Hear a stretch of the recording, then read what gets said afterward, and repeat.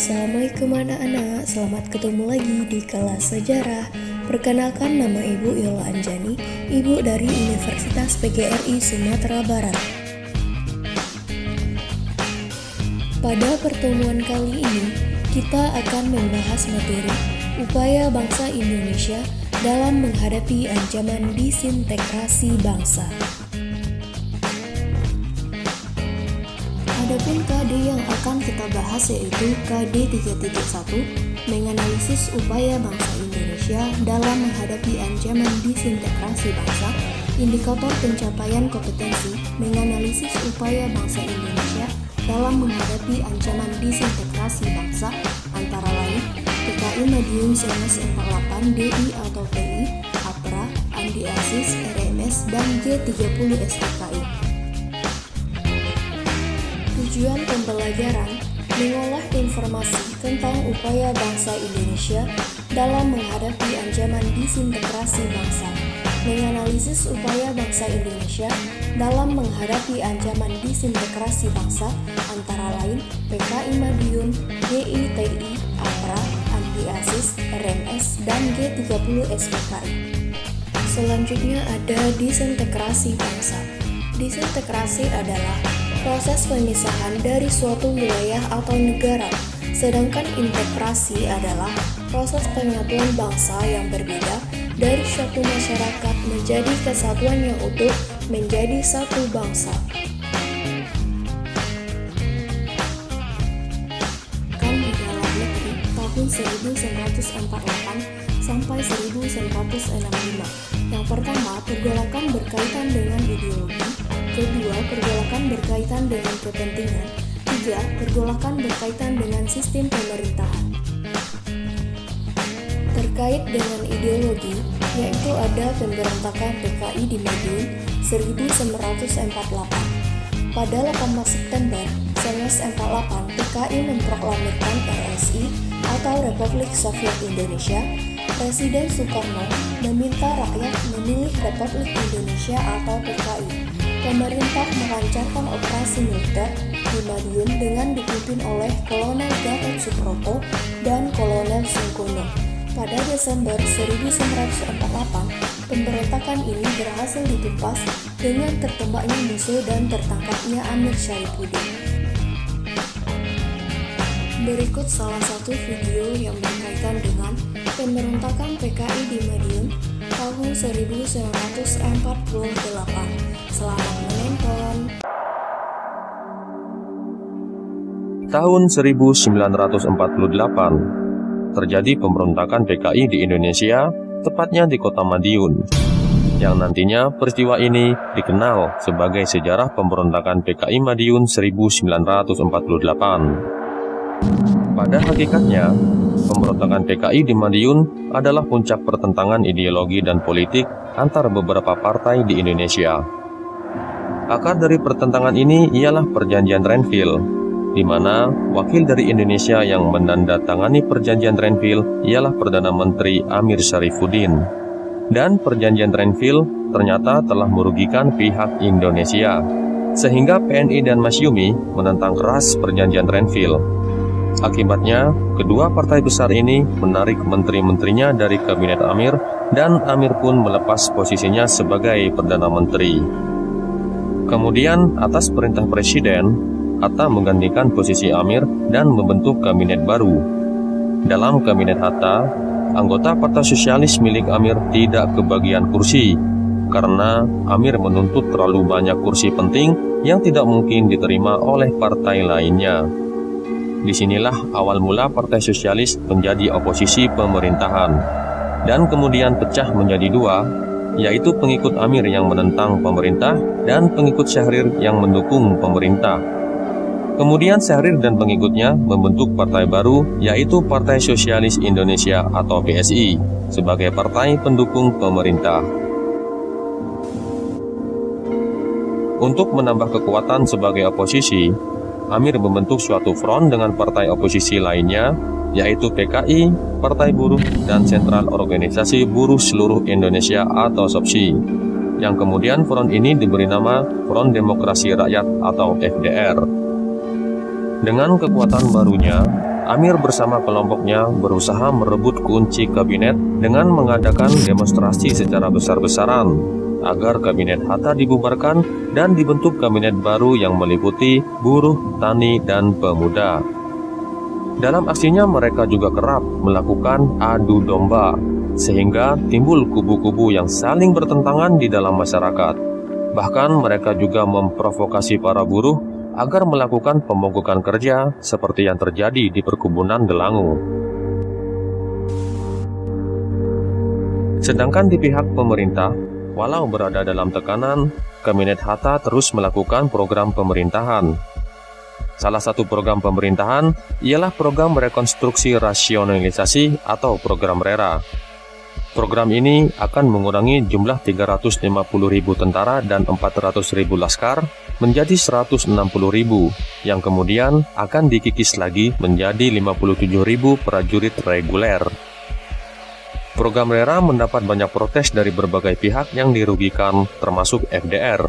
Dan dalam pelaksanaannya, program ini juga menimbulkan kegaduhan di kalangan militer, sehingga FDR memanfaatkan program RERA sebagai alat untuk mempengaruhi kalangan militer agar berada di pihaknya.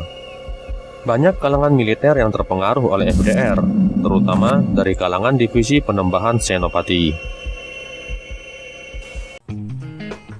Pemberontakan DI atau TI, latar belakang kecewa terhadap hasil perundingan Renville, Kartosuwiryo pada 7 Agustus 1949 membentuk Gerakan Baru Islam DI dan Tentara Islam Indonesia TI.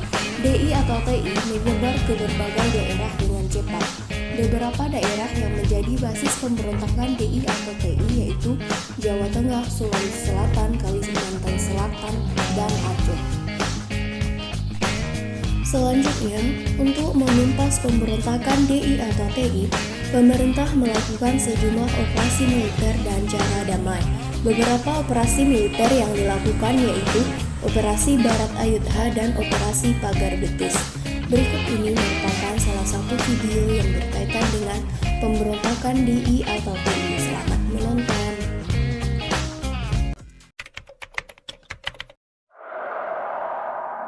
NII atau Negara Islam Indonesia adalah negara dengan dasar syariat Islam yang didirikan oleh Sekar Maji Marijan Kartosuwiryo. NII dikenal juga sebagai Darul Islam atau DI yang diproklamasikan di Cisayong, Tasikmalaya, Jawa Barat pada 7 Agustus 1949. Dalam proklamasinya, Kartosuwiryo dengan tegas menyatakan bahwa hukum yang berlaku dalam negara Islam Indonesia adalah hukum Islam. Konsep negara bentukan Kartosuwiryo ini tentunya berbeda dengan konsep negara Indonesia yang telah diproklamasikan dengan dasar Pancasilanya.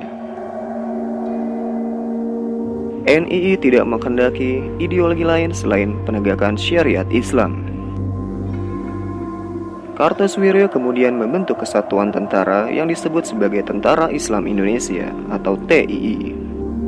Tentara Islam Indonesia ini terdiri dari pasukan Hizbullah dan Sabilillah yang sudah ada sejak zaman pendudukan Jepang. Dengan terbentuknya Tentara Islam Indonesia, Kartosuwiryo dengan leluasa melancarkan berbagai aksi propaganda seputar negara Islam Indonesianya maupun aksi-aksi teror di sekitar Jawa Barat.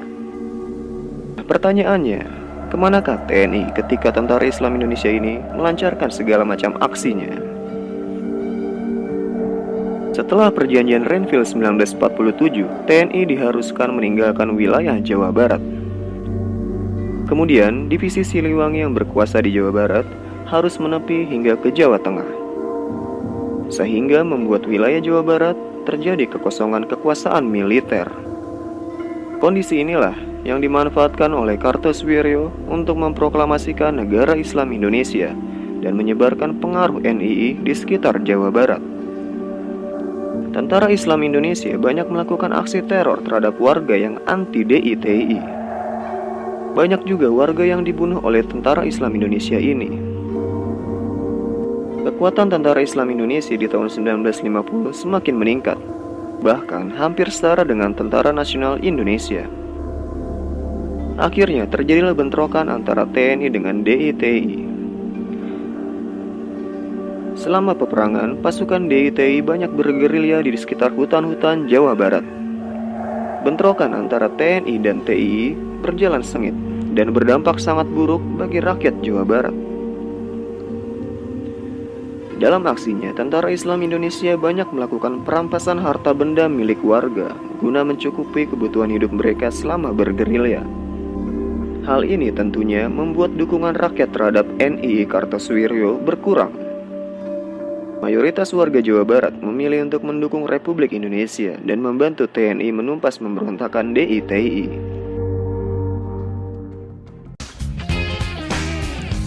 Pemberontakan G30 SPKI. Latar belakang peristiwa, persaingan antara PKI dan Angkatan Darat dalam percaturan politik Indonesia. Jalannya pemberontakan pada 30 September 1965, pasukan PKI di bawah pimpinan Letnan Kolonel Untung Sutopo menculik dan membunuh sejumlah petinggi Angkatan Darat anti-komunis. Upaya penumpasan menetralisasi pasukan-pasukan yang berada di sekitar lapangan Merdeka, merebut gedung RRI dan kantor pusat telekomunikasi, membersihkan pangkalan udara Halim Perdana Kusuma.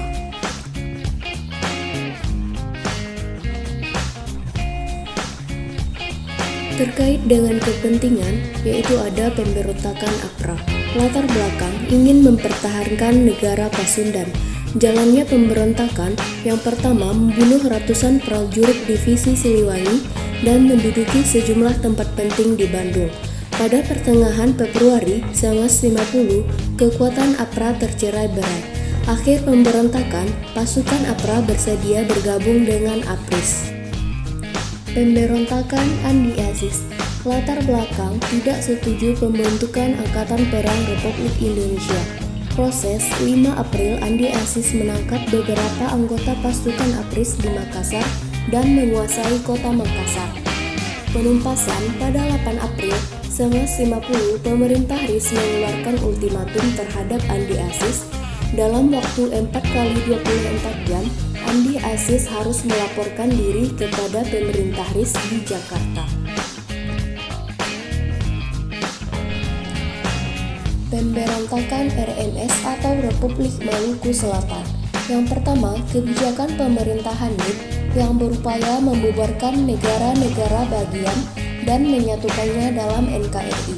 Kedua, pada 25 April 1950, para anggota RMS memproklamasikan berdirinya Republik Maluku Selatan atau RMS yang didukung penuh oleh Belanda dan tentara KNIL yang berada di Ambon.